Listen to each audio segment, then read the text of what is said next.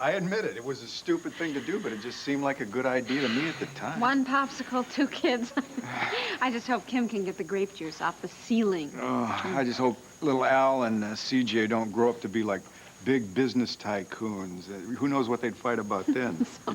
And what's wrong with being a big business tycoon? Oh, hey, come on in. Hey, Sarah and I were just babysitting little Al, so we thought we'd bring him over to play with CJ for a while. Yeah, it might not have been such a good idea. Maybe you could give us a tip or two, Asa. I don't have any time for babysitting. I came here to talk to my other son. Clint's not here.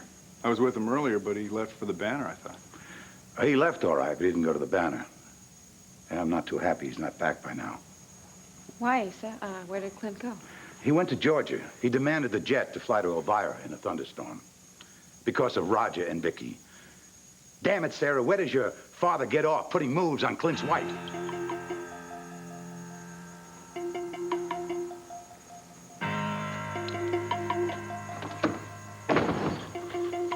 You happy, Gordon? This what you wanted? My wife has run off and my marriage is hanging by a thread. You must be in hog heaven. Well, just listen. No, that's been my big mistake, listening to you.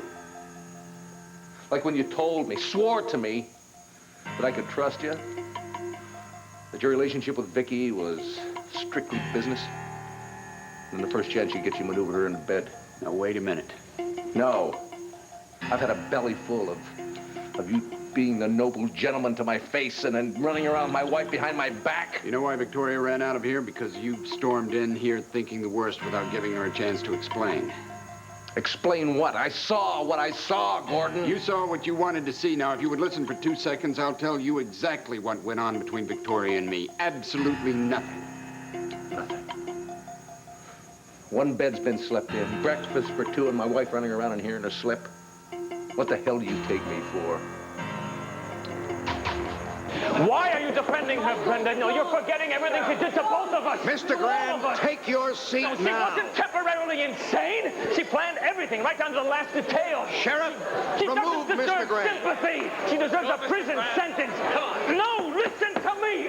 I know Gabrielle Medina better than anybody, and she's not insane. She's heartless. She's calculating. She's completely depraved, that's all.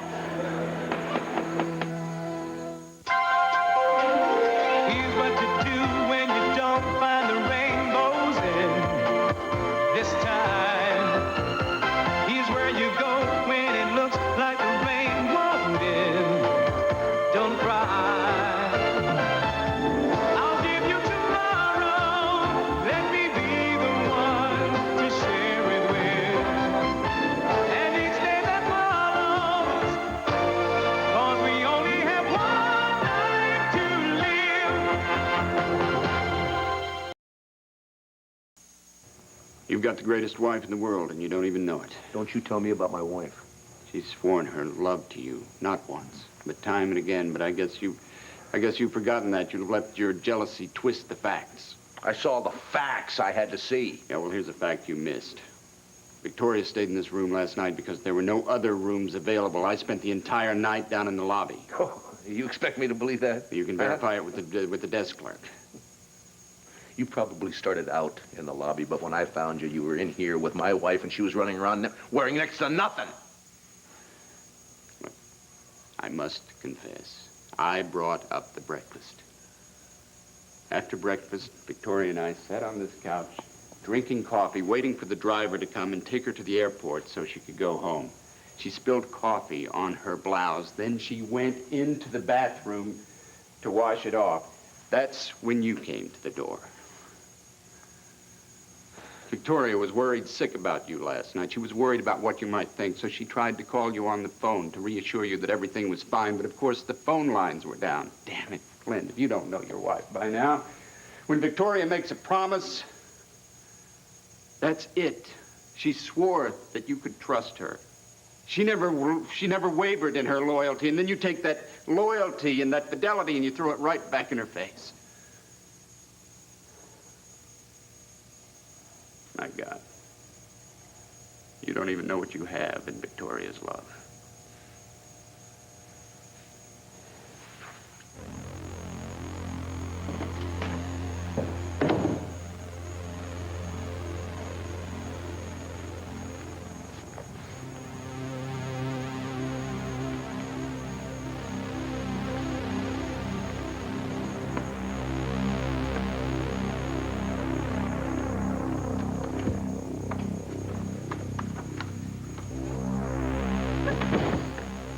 Paul, you're out of line. Sarah doesn't have to defend her father. No, it's all right, Bo. There's nothing to defend. Why did Clint have to risk his neck flying to Georgia in a bad storm? He didn't. Look, if Clint is so jealous that he's jumping to conclusions for no good reason... Oh, really? He called a hotel in Elvira. Roger and Vicky are there. They booked separate rooms. Now they are sharing one. Is that good enough reason? So what, Asa? There's a storm down there. The rooms are probably flooded or the hotel's booked. I know there's a good reason for what's happening here, a perfectly innocent reason. Yeah, Pa, she's right. You ought to listen to her. She's making perfect sense. Now, even if the reason isn't quite so innocent... Oh. What? Well, I said if. The fact is, why should he blame you for your dad? Look, if you're trying to make me feel any better here, you... No, Sarah, please. I am sorry. I am way out of line blaming you. Lord knows you're as dear to me as my own kin. Well, thank you, Asa, but the fact remains... The fact remains, honey, that you are not responsible for what your father does. He hasn't done anything. No, what Asa means... What I mean is, because your father is a no-account, two-faced prairie snake, does not mean you're anything like him, honey. Pa, Dad, don't you know when to quit? Why don't you tell that to Roger Gordon? He doesn't know when to say no. All right, I can't take any more of these accusations here. I am going upstairs to check on CJ and Al. You know, it is ironic, though, isn't it? They're only 2.5 years old, and they are a lot more mature than some of the men I know. No, come on, Sarah. No, wait. Bo. Let her go, let her lick her wounds. The truth always hurts, son. No, it's not the so-called truth that's hurting her right now, Pa. It's you and your big mouth.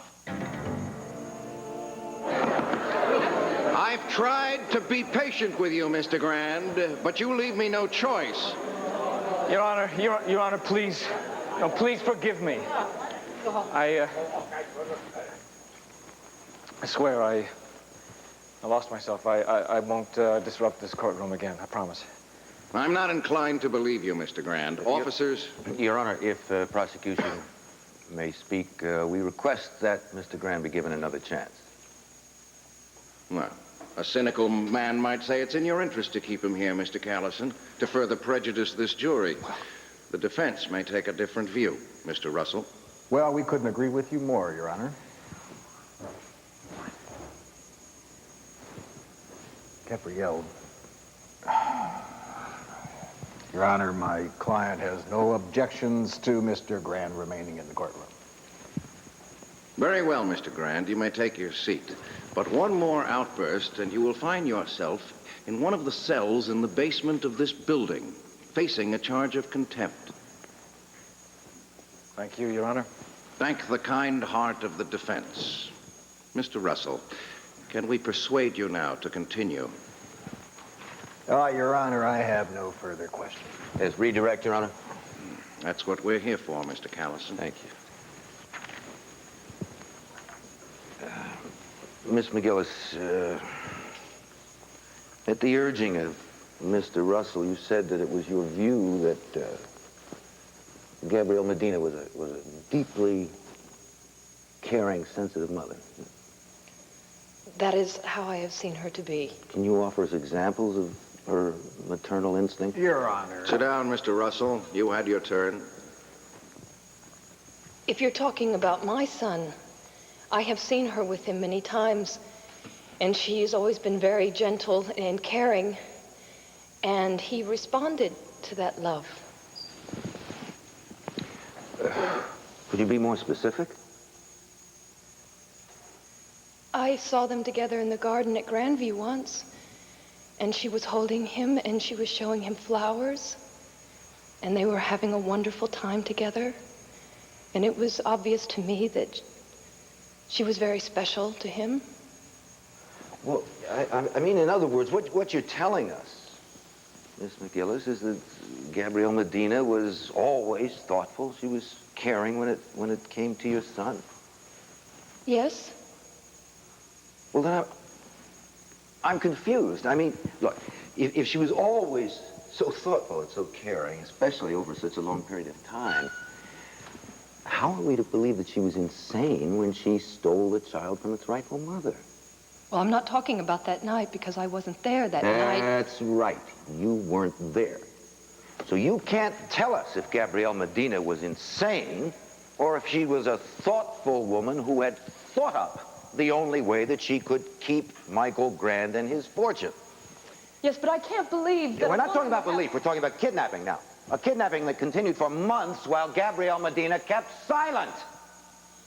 She was in a great deal of pain. I saw that. Miss McGillis, I realize that now that you have your baby back, I understand why you're willing to forgive her crime. You want to forget the misery and get on with your life. It's perfectly understandable. It's even admirable, but it does not belong in a court of law. In this hall, justice is our business, and justice must prevail. I am not trying to undermine justice. I am just trying to... It's just that you're a person who believes in the power of forgiveness. Now, we all respect that. It may have even saved Gabrielle Medina's soul, but it is not for us to deal with her soul in heaven. It is our job to confront her crime, and confront it we must. Now, I'm going to ask you again. In all the months that you watched Gabrielle... Excuse me, I would like to say something here. Could I please make a statement? I am trying to answer a question. Herb, please let me answer it in my own way. Is that all right with you, Your Honor? Since Mr. Callison has reminded the court that our sole concern is justice, let's not stand on ceremony. Don't you agree, Mr. Callison?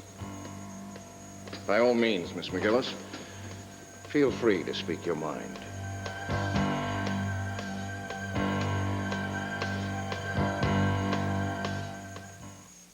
You really do believe you could get away with anything, don't you, Paul? In one breath, you can tell Sarah just how much she means to you, how much the family loves her, and then the next thing you do, you drive her out of the room with all these accusations about her father. I said I was sorry. I snapped at her. There's no way on earth that father of hers is innocent. Oh, and you know that for a fact, because there's no way you could be wrong, huh? About Roger Gordon? No. He started to break up Vicky and Clint from day one. And if I'm rushing to anything, it's to protect my family. I expect you to do the same. Now, whose side are you on? Your brother Clint's or that Rogers? See, it's not all that simple for me. Don't you see that? I'm about to marry Sarah, Paul. Now, when we say our vows, that's not just going to be joining two people together. That's two lives, two families. If she hurts, I hurt. I love Sarah as if she was my own daughter. I cannot stand her father. Yeah, well, you may not really have a choice. Maybe you're not the big prize package to Roger and Megan that you ought to be, but they're going to have to learn to get along with my family. Look, you and Sarah can do anything you want. You have my blessing. But don't expect me to get along with anybody named Gordon, especially a Gordon named Roger. No, well, I'm not asking you. I'm telling you. If you really care about the way Sarah feels, about the way I feel, you better wake up and realize what all this anger and all this resentment is doing to us, Pa. We had more than one fight about Clint and Roger already. Now it looks like we're just going to keep on fighting right up until the marriage. Is that what you want? Huh? No, of course not. You could have fooled me. I can see us right now. Her walking up the aisle on Roger's arm, me standing up in the front of the church with Clint, and the minute they get up in the front, all of a sudden all hell breaks loose. It's the Buchanans against the Gordons. I'm not going to have that. Not on the happiest day of my life. I'm very, very sorry, Bo. Yeah, you've said that before, but you still keep pointing. I mean it. I feel very bad. I forced Sarah to go upstairs. For a minute there, I was blinded by my stupid pride. I forgot how important Sarah is to this family. I mean, I'd go upstairs and tell it to her face, but I know she doesn't want to see me, right? I think that's a pretty safe bet to make, yeah. Well, just tell me what I can do. Pa, your happiness in Sarah is very important to me. Okay, all right.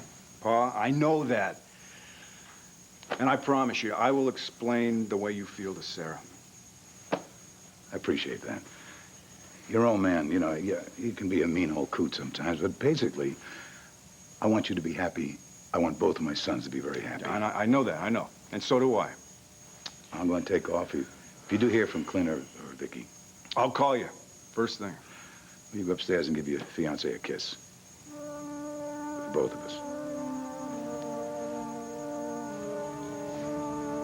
Somehow, I don't think a kiss is going to work this time, Pa. There is no secret here, the harm that Gabrielle has caused. But what I keep trying to hold on to is the good that has come out of this thing. And I think Michael Grand knows exactly what I'm talking about. Don't you, Michael? I mean, when Alicia died, you lost all hope. You had no reason to go on living. I saw you. I saw you go through that. And then you were given this little baby that you thought was your son, and you were able to pour your love into that child. And you were able to gather your strength there. And you two together, you were able to survive. Your Honor, this is totally Let her finish, irrelevant. Mr. Callison. Well, the prosecution is saying here that our business is justice, but I can't figure out what kind of justice there is without mercy. I don't know, I guess what I'm trying to say is that when you 12 people go behind that door in there and you're trying to figure out the verdict and the punishment, I want you to really think about the effect of that verdict and punishment. And I'm not talking about Gabrielle. I'm talking about my son. I don't want my little baby growing up thinking that the woman who loved and nurtured him for the first month of his life is spending time behind bars somewhere. I do not think that is in Stephen's best interest. So, Your Honor, what I am trying to say to you is that I don't want this trial here to be some kind of exercise in revenge. I would really like to see this trial with Stephen as the heart of it.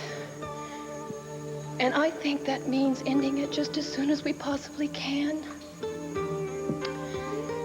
I want my son, I want my Stephen Holden McGillis to just grow up and with some peace. Miss McGillis, the court is very moved by your words and the feelings behind them. You remind us that our real purpose here is the pursuit of truth above all else. But I must instruct the jury in considering the witness's heartfelt statement. Do not overlook the facts in this case, the cold, hard facts. Mr. Callison. No more questions. The witness may step down. This helps. Brenda's a real sweetheart. Before we hear the prosecution's witnesses, I think we could all use a little rest. Court is adjourned until 10 tomorrow morning. All rise.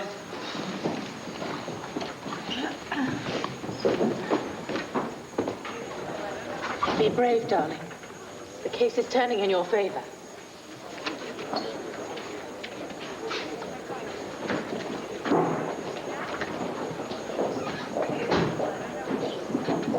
Did you get a look at her?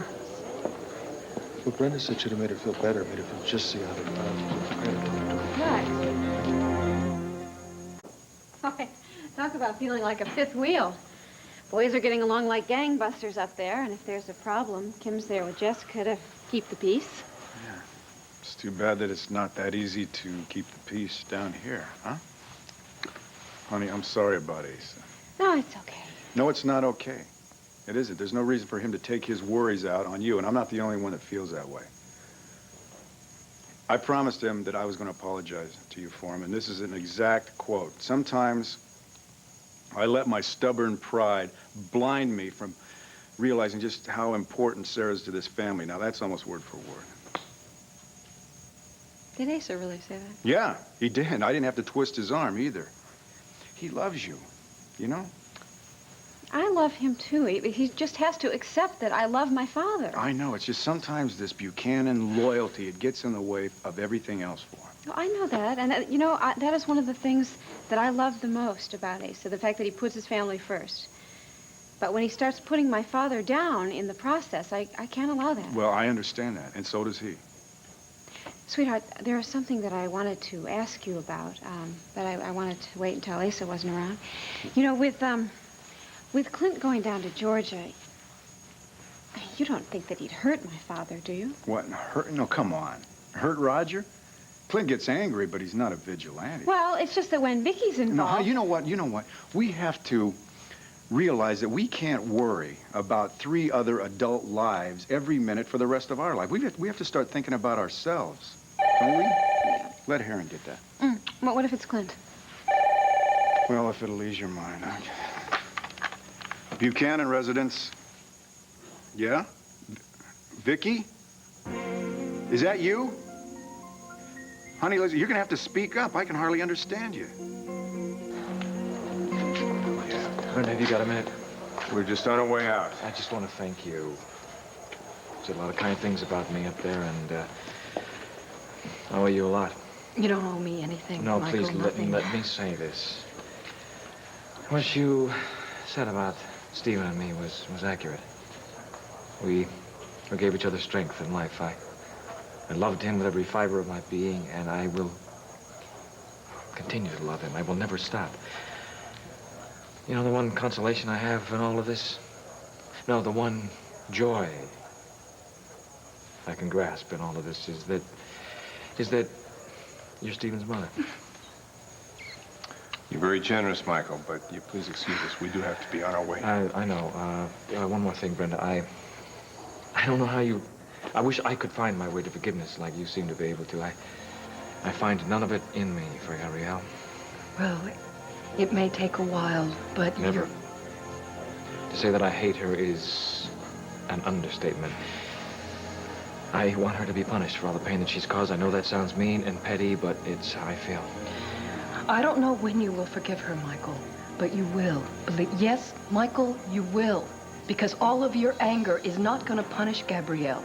Gabrielle is punishing herself. And you need to get over this. Because you are so much better than that, and you deserve so much better than this. So much more, Michael. We really should be going to court's adjourned. Okay. Jesus. You take care, Michael. Brenda, there's one more thing I need to clear up with you.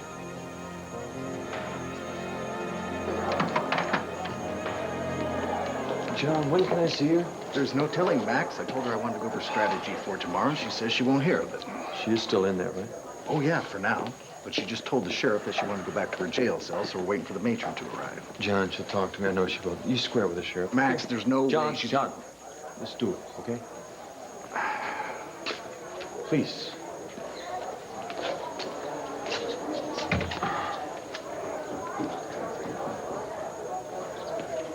Five minutes tops, Max. It's fine. Thanks, John. Thanks. Thank you, Sheriff.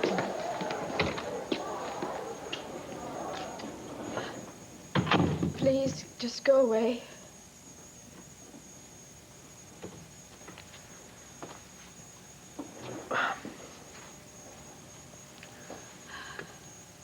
I know Brenda's testimony upset you. Michael was able to hit you with every name in the book. He didn't even flinch. But when Brenda praised you and supported you, that hurt, didn't it? Because you had to face the fact that you are not the worst thing since Lizzie Borden and that you do have a heart after all. Brenda has the heart. She wears it on her sleeve. Poor thing, she'll never learn. Maybe she trusts you. Has that ever occurred to you? Of course she can trust me. Everyone can trust me to do the rotten and selfish thing. She really should have paid attention to Michael in that courtroom. You see, there's a man who can call a spade a spade. How did he describe me? Heartless, calculating, depraved. Yes, I think that sums me up. Stop it, please. You and stop. Brenda should take a course together. We'll call it Gabrielle Medina 101, and Michael can be the teacher. Complete with charts and graphs and an exam. And do you know what the essay question would be? It would be compare and contrast switching babies with the worst crimes in the world. And then you will give out the punishment, which is either the electric chair or the firing I said squad. stop it! How can she possibly forgive me when there's no way in hell I can forgive myself? You can. But you You gotta take the first step. It's too late for that. I deserve to be locked away. If you knew what was good for you, you'd leave me alone.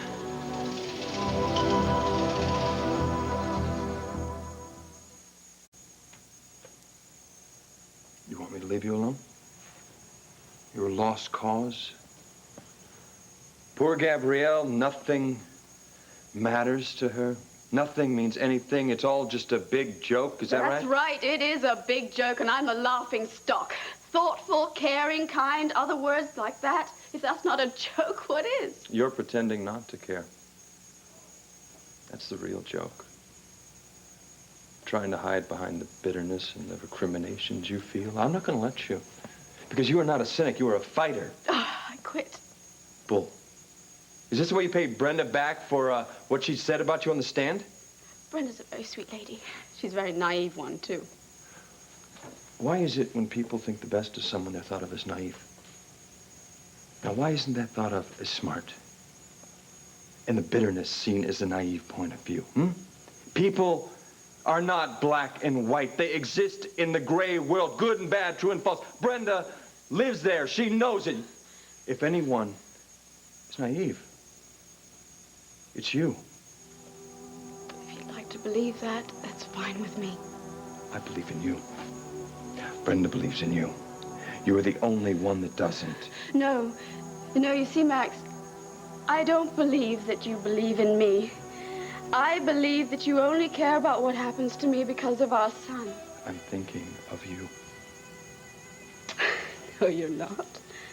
You're using me. You've always used me. You used me in Argentina for your own needs. You never once thought what that meant to me. No, you were wrong. No, I'm not Gabrielle, wrong. you're wrong. I am a world expert when it comes to you, Max Holden. I may have taken advantage of you when we met. But people change. People do grow up. And when I say I care, I mean I care about you. Not Al, not myself, you. And I'm gonna fight for you even if you won't. When are you gonna get it? When are you gonna understand? I don't want you to fight for me. Give it up. Throw in the towel. I can't do that. Then I'll do it for you. Sheriff, I want to be taken back to my cell now. No, I'm sorry. All right, Miss Medina, let's go. I meant what I said, Gabrielle. Every word of it. I'm not giving up. Brenda, what you were saying just now, and up on the stand, is not exactly clear to me. Are you saying that I will be able to continue being part of Stephen's life? I will never keep you away from Stephen. Not only for his sake, but for yours. He loves you. You should see each other. You really mean that? Yes, I mean that. And I thought about it, and I wanted to talk to you about it before the trial. You need to be together. I mean, he really loves his, Uncle Michael. Well, I guess I can get used to the uncle. I can't thank you enough. You don't know how much this means to me to have time to spend with him. Thank you, Brenda. Well, listen, Stephen needs us. We better get on. Hey, Michael, listen, we'll get together with the baby soon, okay? Okay. I'll be waiting to hear from you. Great, I'll give you a call. Good.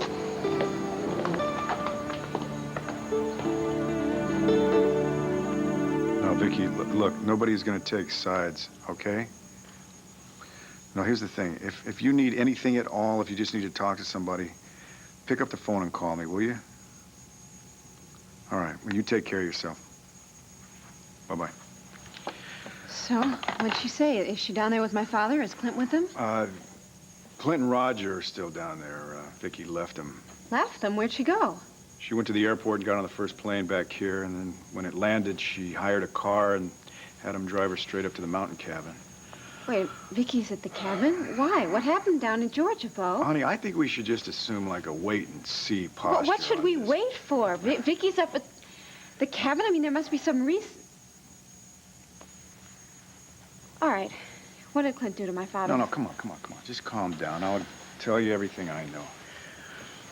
Clint barged into Roger's hotel room and found Vicky there. Oh.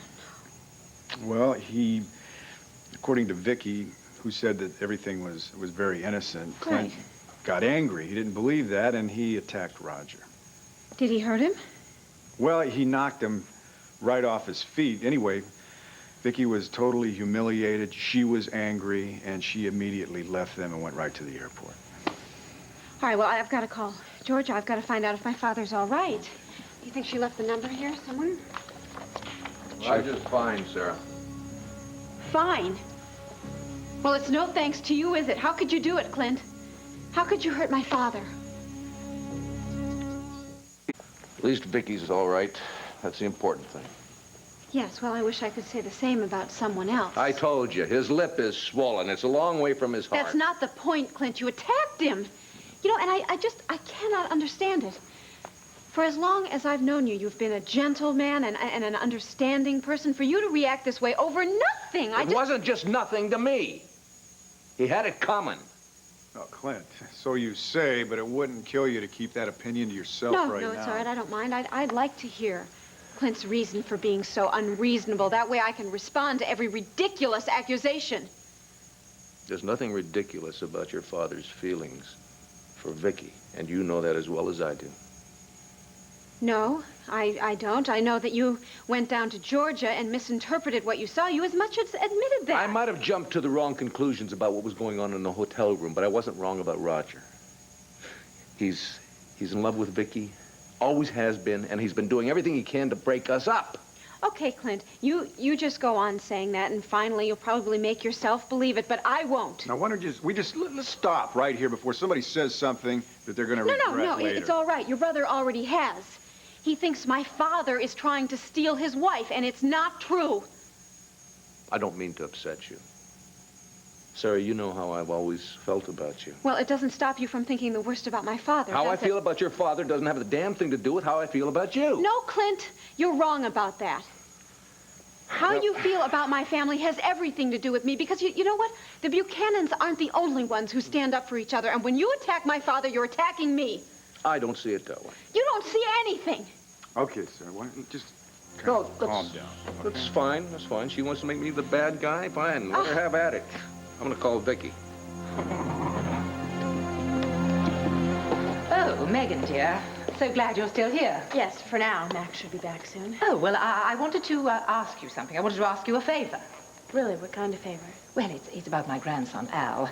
I've been longing to see him, and I was wondering if it would be convenient if I came over tomorrow evening. Well, sure. That would be fine. Al has been asking after Gabrielle, and Max has been trying to explain to him why he can't see his mother. I think it's very difficult for the little boy to understand.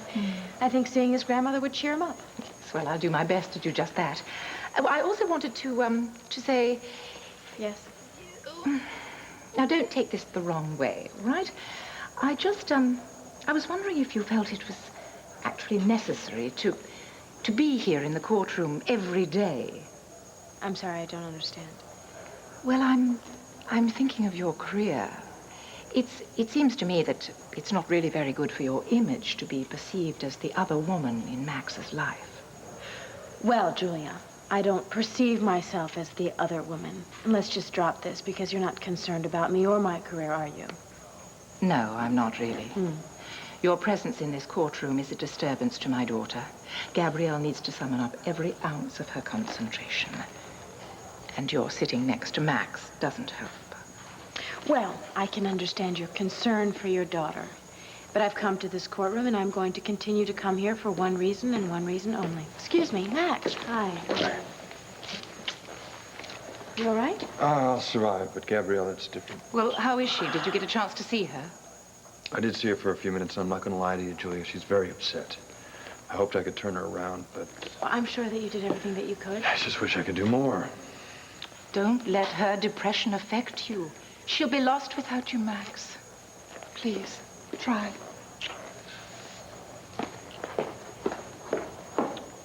It's only 1 o'clock, and you've already had a long day. There's more important things than me. No, well, you're important to me. You know, I think that you need to have a little fun, Max Holden. So what do you say that I take you home, and I make you some lunch? Yes, I will make you spaghetti And then maybe you, me, and Al could go to an early movie or something. What do you say? Sounds absolutely great to me. Let's blow this joint. Max, I'm glad I caught you. We need to talk. Oh, Herb, we're just... okay. You talk to Herb. I'll get lunch ready. You're the best. Okay, Herb, let's make this fast. Letty's doing everything she can for me. The least I can do is try to make it home and spend some time with her. I'll try not to keep you, but this may not be very easy for either one of us.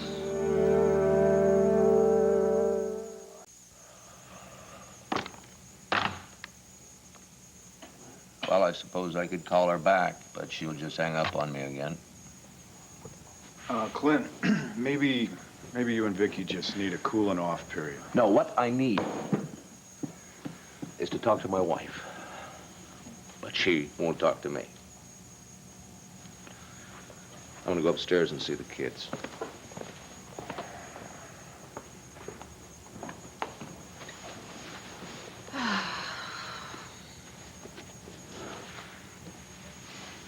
I just can't stand by and watch this and do absolutely nothing. And there's only really one option I believe that I have.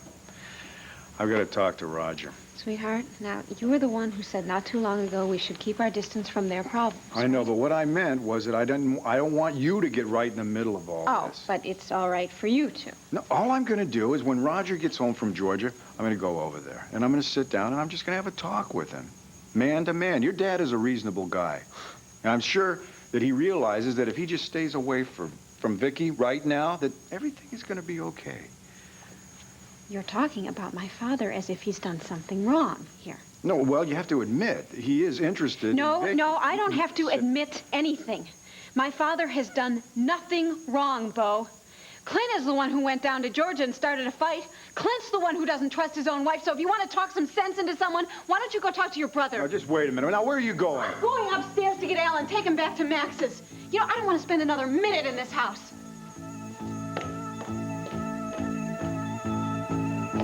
Okay, well, we'll meet you in the park then, all right? Oh, wait, Al, bring a sweater, too, for Stephen in case the weather changes. All right. Everything all right? Yeah, everything's great. Marcia's going to meet us across the street at the park with Stephen, and we can just have a nice day there, you know, just the three of us. How's that? Yeah, good. 3 of us sounds perfect. Not 4. We don't need 4. We don't need Michael Grant. Honey, we have already discussed this. I don't... Look, I understand how you feel, but I really don't think it's good for Stephen to have some stranger have a say in his life. Wait, have you forgotten Michael raised that baby for months? I mean, they have a bond, Larry. Yeah, I know. Well, I happen to know something about raising children, too. And children forget. They forget a lot more easily than grown-ups do. Now, you're giving Michael carte blanche to see Stephen. Is that for Stephen's sake, or is it for Michael's? Wait a minute. Have you forgotten? Michael allowed me to go over and see that baby whenever I wanted. And it's only fair, Larry, that I do the same. You know something? Being fair isn't always being right. Sometimes you got to be tough, Brenda.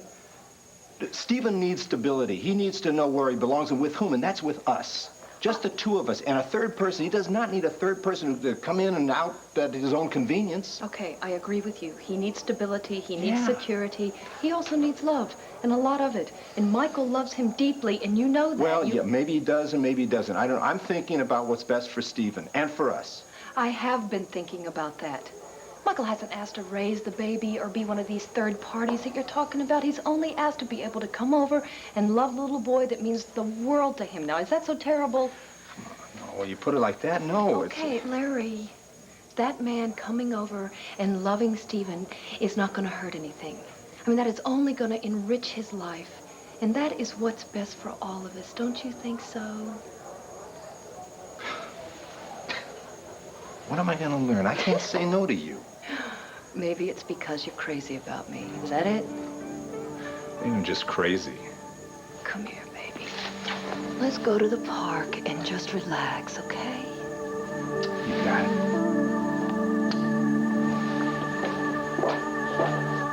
A witness for the prosecution? Herb, are you nuts? Max, I'm sorry. I really am, but justice requires... Hell with justice!